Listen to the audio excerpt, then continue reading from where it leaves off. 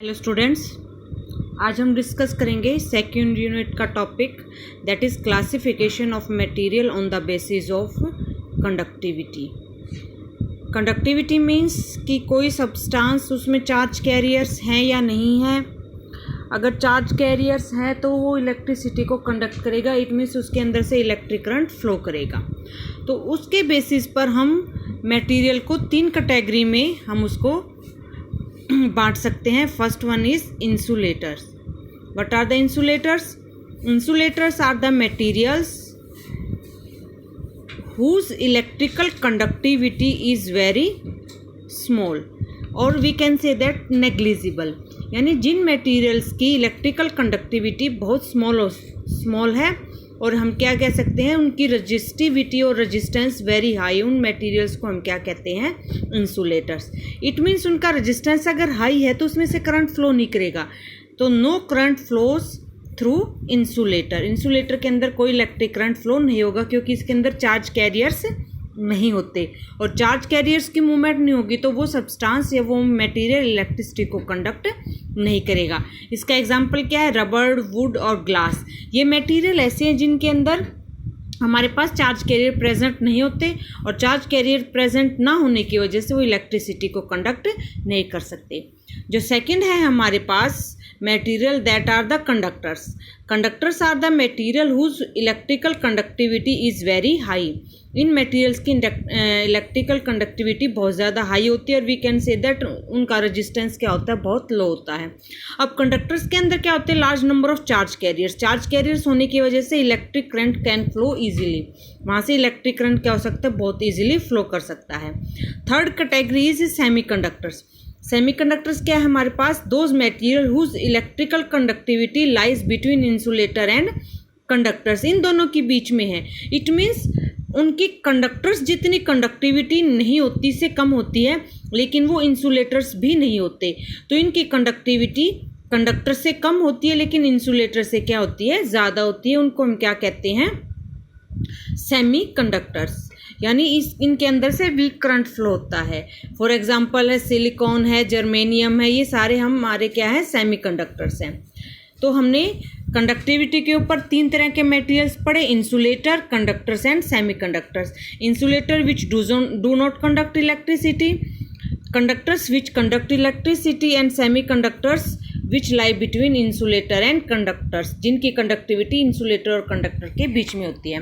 Next हमारा जो topic है that is the effect of temperature on the resistance. Resistance के ऊपर टेम्परेचर का क्या इफेक्ट है वो हम स्टडी करेंगे। नाउ हमने रेजिस्टेंस का फॉर्मूला पढ़ चुके हैं हम पहले। What is the resistance in terms of charge carriers and relaxation time. R is equal to ML/NE² tau. अगर हम कंडक्टर्स की बात करते हैं तो जो हमारे पास फैक्टर्स है, क्योंकि मास हमारे पास है ML/NE² A इंटू में टाउ। अगर गिवन रेजिस्टेंस है तो L और A कांस्टेंट हो जाएंगे, M और N भी क्या है हमारे पास कांस्टेंट। तो यहाँ पर जो फैक्टर अफेक्ट करते हैं N एंड टाउ, ये दो फैक्टर्स है जो क्या करते हैं, अफेक्ट करते हैं, that is electron density and relaxation time. अगर हम कंडक्टर्स के बारे में बात करते हैं तो कंडक्टर्स में जो डोमिनेटेड फैक्टर है दैट इज रिलैक्सेशन टाइम। जो हमारे पास चार्ज डेंसिटी है यानी number of electrons per unit volume, उसका टेम्परेचर के ऊपर ज़्यादा इफेक्ट नहीं पड़ता क्योंकि ऑलरेडी हमारे पास चार्ज कैरियर्स बहुत ज़्यादा है, तो बहुत ही माइन्यूट सा चेंज होता है और उस चेंज को हम क्या कहते हैं, नेग्लेक्ट कर देते हैं।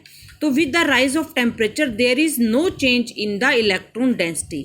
लेकिन रिलैक्सेशन टाइम पर बहुत ज़्यादा इफेक्ट पड़ता है, हम पहले भी कर चुके हैं, क्योंकि अगर हम टेम्परेचर इंक्रीज करते हैं तो जो हमारे पास इलेक्ट्रॉन्स है वो फ्रीक्वेंटली मूव करने लग जाएंगे, और फ्रीक्वेंटली मूव करने की वजह से उन आपस में बहुत जल्दी कोलाइड करेंगे, यानी दो कोलिजन्स के बीच का टाइम क्या हो जाएगा, डिक्रीज हो जाएगा, यानी रिलैक्सेशन टाइम विल डिक्रीज। और अगर हम यहाँ से देखें तो रिलैक्सेशन टाइम अगर डिक्रीज है तो रेजिस्टेंस क्या हो जाएगा, इंक्रीज हो जाएगा। तो it means of in case of conductor the resistance of the conductor increases with temperature. अगर हम टेम्परेचर बढ़ाते हैं तो रेजिस्टेंस क्या हो जाएगा, इंक्रीज हो जाएगा। मैं फिर से बता रही हूँ, कि इसमें डोमिनेटेड फैक्टर कौन सा है, क्योंकि हमारे पास दो फैक्टर्स है जो टेम्परेचर के साथ चेंज होते हैं, electron density and the relaxation time. In case of conductor and does not change, क्योंकि ऑलरेडी हमारे पास फ्री इलेक्ट्रॉन्स हमारे पास बहुत ज़्यादा हैं, इसलिए एन के ऊपर ज़्यादा कोई खास फर्क नहीं पड़ेगा। लेकिन रिलैक्सेशन टाइम पर फर्क पड़ेगा, क्योंकि टेम्परेचर बढ़ाने से इलेक्ट्रॉन्स बहुत जल्दी मूव करेंगे और जल्दी मूव करने से उनके बीच का जो कॉलिजन का टाइम है वो डिक्रीज हो जाएगा, और डिक्रीज होने की वजह से रेजिस्टेंस क्या हो जाएगा, इंक्रीज हो जाएगा। तो रेजिस्टेंस ऑफ, ये इंपॉर्टेंट है, रिजल्ट आया हमारे पास कि resistance of the conductor increases with temperature. अब किस फॉर्मूले से दिया जाता है, RT is equal to R01 plus में अल्फा टी। अब इसमें टर्म्स क्या क्या यूज़ की है, RT is the resistance at temperature T। मान लो हमने इनिशियल टेम्परेचर 0 डिग्री सेल्सियस लिया और हमने जो टेम्परेचर राइज किया वो T डिग्री सेल्सियस तक राइज किया, तो RT हमने जो फाइनल रेजिस्टेंस माना है, R0 is the initial it means 0 degree Celsius पर जो टेम्परेचर था, 1 प्लस में alpha is called the temperature coefficient of the resistance and T is the rise in temperature. क्योंकि इनिशियल टेम्परेचर 0 था, फाइनल इज T है, तो rise in temperature हमारे पास क्या हो जाएगा, T। तो अब हमारे पास जो वैल्यू आई है that is RT is equal to R01 plus में अल्फा T। इसमें फिर से मैं बता रही हूँ, RT is the final temperature final resistance, that is resistance at the temperature T। R0 is the initial resistance, that is the resistance at 0 degree Celsius. Alpha is the temperature coefficient. अगर मैं यहाँ से alpha निकालना चाहूँ तो 1 plus alpha T क्या हो जाएगा, RT बाई R0, और यहाँ से अल्फा हमने सॉल्व करके निकाला, ये आ गया हमारे पास RT minus R0 divided by T into में R0। What is RT minus R0, क्योंकि अभी हमने पढ़ा है कि टेम्परेचर राइज करने से रेजिस्टेंस कंडक्टर का इंक्रीज होता है, तो final minus initial resistance, that is जो ऊपर टर्म आई है increase in the resistance. RT minus R0 हमारे पास कितना रेजिस्टेंस इंक्रीज हुआ, R0 क्या है हमारे पास, जो ओरिजिनल रेजिस्टेंस है, यानी resistance at 0 degree Celsius. What is T is the rise in temperature. तो यहाँ से हम डेफिनेशन लिख सकते हैं coefficient of temperature coefficient of resistance की, it is defined as the increase in resistance per unit original resistance per unit rise in temperature. फिर से देखो अल्फा की डेफिनेशन क्या है, temperature coefficient of resistance, it is defined as increase in resistance per unit original resistance and per unit rise in temperature. तो increase in per unit original resistance per unit rise in temperature, और जो temperature it may be in degree और kelvin में हो सकता है। Now what is the unit of alpha, alpha की unit हमारे पास क्या होगी, अगर हम यहाँ से देखें तो ये भी रेजिस्टेंस है, ये भी रेजिस्टेंस है, तो ये दोनों टर्म्स तो यूनिट्स में अगर हम देखें तो कैंसिल हो जाएगा, नीचे क्या रहेगा हमारे पास सिर्फ टेम्परेचर, इट मीन्स डिनोमिनेटर में है, तो अगर हम केल्विन में टेम्परेचर ले रहे हैं तो SI यूनिट हमारे पास क्या हो जाएगी, केल्विन इनवर्स, और अगर हम डिग्री सेल्सियस में ले रहे हैं तो हमारे पास यूनिट हो जाएगी डिग्री सेल्सियस।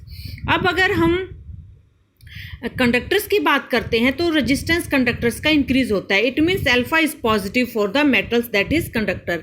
लेकिन अगर हम इंसुलेटर्स की और अगर हम सेमीकंडक्टर्स की बात करेंगे, आगे हम पढ़ेंगे, उनमें जो रेजिस्टेंस होता है टेम्परेचर के साथ डिक्रीज होता है, तो उस केस में हमारे पास अल्फा क्या आएगा, negative for insulator and semiconductors. तो ये हमारे पास जो 1 मार्क्स के क्वेश्चन आते हैं मल्टीपल चॉइस, उसमें बहुत काम आएगा कि अल्फा पॉजिटिव होता है मेटल के लिए और अल्फा नेगेटिव होता है फॉर इंसुलेटर एंड सेमीकंडक्टर के लिए। नेक्स्ट हमारे पास जो इम्पोर्टेंट क्वेश्चन है कि जो हम पहले भी हमने पढ़ा था कि जो स्टैंडर्ड रेजिस्टेंस है वो मेटल के ना बनाकर हम एलॉय के बनाते हैं, लाइक मैग्नेनिन, कॉन्स्टेंटन या यूरेका की। क्यों बनाते हैं ये थोड़ा बहुत मैंने आपको पहले भी बताया था। एक तो जो हमारे पास जो एलॉय हमने लिया है मैग्नेनिन या कॉन्स्टेंटन, उनकी रेजिस्टिविटी हाई होती है। तो अगर मान लो हमें कोई गिवन रेजिस्टेंस बनाना है और गिवन एरिया दे रखा, भाई इतनी मोटी वायर बनानी है, तो अगर हम इस फॉर्मूले से देखें तो R और A क्या है हमारे पास, गिवन है, यानी गिवन रेजिस्टेंस है और गिवन उसका एरिया है। तो अगर हमारे पास रजिस्टिविटी हाई होगी तो लेंथ क्या हो जाएगी इस वायर की, कम होगी। यानी अगर हमें गिवन रेजिस्टेंस बनाना है तो हमें ज़्यादा लंबी वायर की ज़रूरत नहीं होगी। अगर हम सिंपल कंडक्टर्स यूज़ करेंगे तो उनकी रजिस्टिविटी क्या होगी, कम। रजिस्टिविटी कम होगी तो लेंथ वायर की क्या हो जाएगी, ज़्यादा हो जाएगी। इसलिए हम मैग्नेनिन और कॉन्स्टेंटन यूज़ करने का मेन पर्पज़ यही है कि इनकी रजिस्टिविटी कंडक्टर्स और वी कैन से मेटल से ज़्यादा है। मेटल से ज़्यादा होने की वजह से हम जो वायर की लेंथ है वो हमारी डिक्रीज हो जाएगी। दूसरा क्या है, alpha is small. Alpha small का मतलब क्या है कि change in the resistance of the wire with temperature is very small. क्योंकि अगर हम एक्सपेरिमेंट करें या कुछ काम कर रहे हैं, अगर टेम्परेचर राइज होने से अगर उस वायर का रेजिस्टेंस चेंज होता है तो हमारे एक्सपेरिमेंट में और या जो हम जहाँ पर जो काम कर रहे हैं वहाँ पर रेजिस्टेंस क्या होता चला जाएगा, फ्लक्चुएट होता चला जाएगा। तो उस चीज़ को अवॉइड करने के लिए हम एलॉय यूज़ करते हैं, क्योंकि एलॉय का जो रेजिस्टेंस है वो टेम्परेचर के साथ क्या होता है, बहुत कम चेंज होता है। थर्ड है, जो हमारा एलॉय है उनका resistance is least affected by the atmospheric condition like air and moisture. तो इन तीनों रीजंस की वजह से हम, क्योंकि क्वेश्चन भी आता है कि हम मैग्नेनिन और उनकी स्टैंडर्ड क्यों यूज़ करते हैं स्टैंडर्ड रेजिस्टेंस बनाने के लिए, तो इसका रीज़न यही है। First one is resistivity high होती है तो लेंथ डिक्रीज हो जाती है। Second one is alpha is small, it means temperature के साथ उस वायर का रजिस्टेंस कम चेंज होगा। ये हम एक्सपेरिमेंट लैब में पढ़ेंगे भी। हम जो स्टैंडर्ड वायर यूज़ करते हैं अगर उनका रेजिस्टेंस चेंज होता है तो बार बार हमारी रीडिंग फ्लक्चुएट आएंगे और जिससे हमारा एक्सपेरिमेंट में एरर आता रहेगा। तो अल्फा स्मॉल है, it means small change in the resistance. दूसरा क्या है, जो एलॉय का रेजिस्टेंस होता है उनके ऊपर जो हमारी फिजिकल कंडीशन है, एटमॉस्फेरिक है कंडीशंस हैं, उनका इफेक्ट कम होता है। तो इन तीनों रीजंस की वजह से हम क्या करते हैं, मैग्नेनिन और कॉन्स्टेंटिन की वायर हम यूज़ करते हैं स्टैंडर्ड रेजिस्टेंस बनाने के लिए। तो अभी तक तो हमने क्या पढ़ा, effect of temperature on the conductors. तो नेक्स्ट टॉपिक हम नेक्स्ट वीडियो में डिस्कस करेंगे। Thank you.